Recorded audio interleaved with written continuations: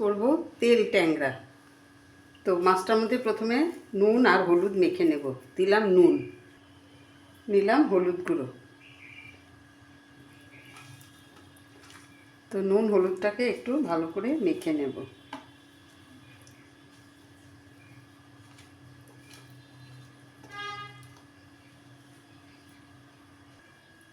নুন হলুদটা মেখে নিলাম।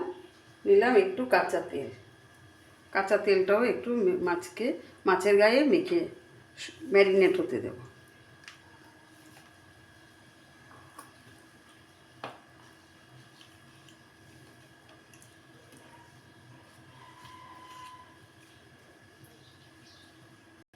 সেই সাথে আমার মশলা লাগছে আদা আর কাঁচা লঙ্কা একসাথে বেটে নেব।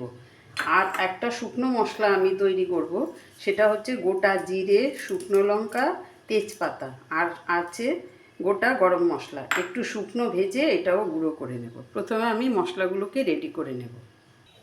তো রান্নাটা শুরু করার আগে এখানে আমি খানিকটা শুকনো মশলা গুঁড়ো করে নেব। নিলাম শুকনো লঙ্কা, তেজপাতা আর 1 চামচের মতন, ছোটো চামচের 1 চামচের গোটা জিরে। দিলাম খানিকটা গরম মশলা, গোটা গরম মশলা, এলাচ, দারচিনি আর 3-4টে মতন লবঙ্গ। আমি একটু ভেজে নেব। সেই সাথে মশলা আমি বেটে নিয়েছি আদা, কাঁচা লঙ্কা আর গোটা জিরে। আর সেই সাথে সমস্ত আরও কিছু মশলা মেশাবো, যেমন হলুদ গুঁড়ো, দিলাম লঙ্কার গুঁড়ো, দিলাম নুন, দিলাম গোটা জিরে ফোড়ন। তো গোটা জিরে ফোড়ন দিয়ে মাছটা আমি তেলের মধ্যে ছেড়ে দিলাম। দিয়ে আমি সাথে সাথে আমাকে ঢাকা দিতে হয়েছে, এত ফুটছিল সেই ভিডিওটা আমি আর দেখাতে পারলাম না। তো যাই হোক, মাছটা আমি এখন একটু উল্টিয়ে পাল্টিয়ে ভেজে নেব। মাছটা কিছুক্ষণ ভেজে নিলাম। এখন দিয়ে দিলাম বেটে রাখা মশলাটা। দিয়ে মশলাটাকে দিয়ে আমি একটু মিশিয়ে নেব, কষিয়ে নেব। তো মশলাটা কষানো হয়ে গেছে, এখন দিয়ে দিলাম জল। দিয়ে মাছটাকে একটু ফুটতে দেব। এখন দিয়ে দিলাম ভেজে রাখা মশলাটা, বেটে দিয়ে দিলাম। দিয়ে একটু ভালো করে মিশিয়ে নেব।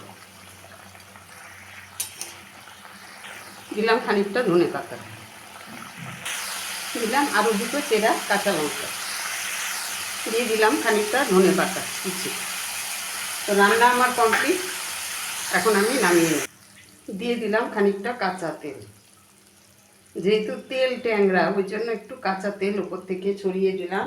দিয়ে গ্যাস আমি বন্ধ করে দিয়েছি। এখন আমি এটাকে ঢাকা দিয়ে কিছুক্ষণের জন্য স্ট্যান্ডিং টাইমে রেখে দেবো, তারপরে আমি এটা নামাবো। তো কিছুক্ষণ স্ট্যান্ডিং টাইমে রেখে আমি নামিয়ে নিলাম। তো কতটা লোভনীয় হয়েছে, এত সুন্দর কালার এসছে। তো রান্নার তো নিজস্ব কোনো রেসিপি, একদম এই রেসিপিটা এইভাবেই করতে হবে তার কোনো নিয়ম নেই। তেল কই, তেল ট্যাংরা বা তেল কাতলা, যেভাবে অনেকভাবেই রান্না করা যায়। তো আজকে আমি একটু অন্যরকমভাবে করার চেষ্টা করলাম। তো আপনাদের কাছে কেমন লাগলো অবশ্যই আমাকে একটু কমেন্ট করে জানাবেন। আর সেই সাথে প্রত্যেক দিনের মতন রিকোয়েস্ট, আপনারা আমার পাশে থাকবেন, আমাকে আমার চ্যানেলটাকে সাপোর্ট করবেন।